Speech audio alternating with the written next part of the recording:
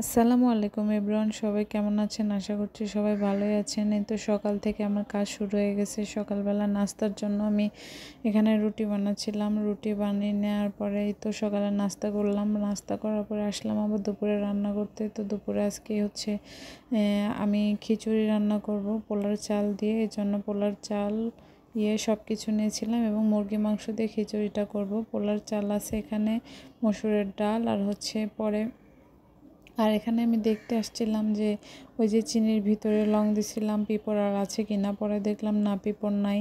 তারপরে এখানে মুরগির মাংসটা আমি হচ্ছে কষানোর জন্য দিচ্ছিলাম। মুরগির মাংসটা এদিকে কষানো হবে আর এদিকে মুগ ডালটা আমি ভালো করে ভেজে নিয়ে চালের ভিতরে দিয়ে দিলাম। আর একটু কিছু হচ্ছে বুটের ডাল দিয়েছিলাম। এগুলো সব কিছু দিয়ে আমি চালটা ধুয়ে নেব। আর এদিকে মুরগি কষানো হয়ে গেছে, চালটাও ধোয়া হয়ে গেছে, আমি এই তো উঠিয়ে দিলাম।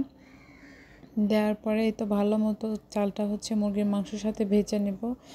ভেজে নেওয়া হয়ে গেলে আমি তারপরে রাইস কুকারে ওইদিকে গরম পানি দিয়েছিলাম। ভেজে নেওয়া হয়ে গেছে, এই তো রাইস কুকারের ভিতরে পানি দিয়েছি।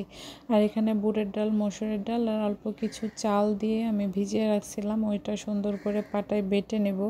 বেটে নিয়ে ভাবলাম যে বাটা যখন হয়ে গেছে এখানে আমি একটু মাখিয়ে নিই। এখানে বড়াটা আমার খুব পছন্দ, এই বড়াটার জন্য এখানে আমি করতে আসছিলাম এবং পাটাতেই সুন্দর করে আমি মাখিয়ে নিলাম।